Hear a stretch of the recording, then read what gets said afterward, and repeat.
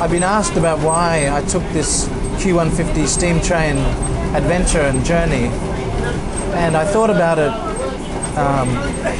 on and off for about a week and came to the conclusion that it might be an interesting way to reacquaint myself with the people of my own home state.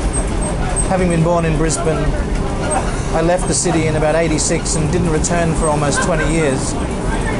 And I came back to a completely different, new, vibrant, almost unrecognisable city in Brisbane and the state itself.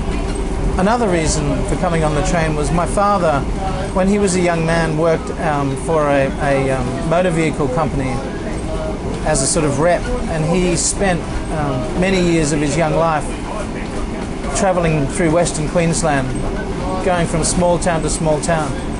And then I came along and my sister came along, and he said to me for years and years, when I expressed interest in writing, he said, if you want the real stories of who we are, you have to go out of the cities and into the West.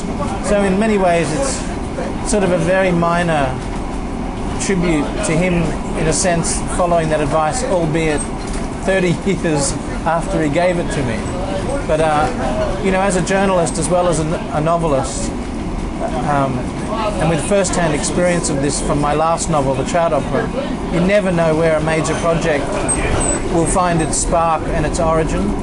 The Trout Opera came about courtesy of a newspaper story I was reporting on down in a town called Dalgety on the Snowy River, and I met an old man down there in a shack, in the shack that he was born in, and he was in his mid-80s then, and he'd never left a 5-kilometre radius of that township.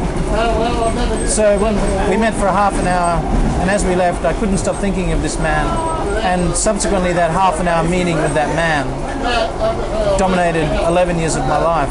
There was the famous Writers' Train in 1990. I have a feeling it became legendary for perhaps reasons we're not all au fait with.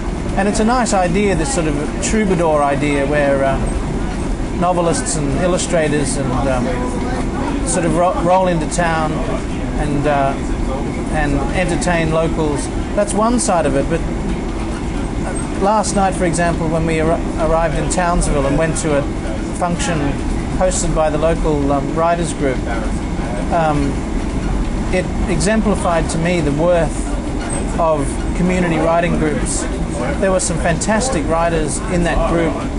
We felt last night like we were amongst a sort of brother and sisterhood of the writing community, and it certainly showed to a sort of cynical old city guy like me that there's a lot of great writing happening everywhere where you would least expect it, and that was a very gratifying experience, and I hope we will continue to see that on various legs of the train.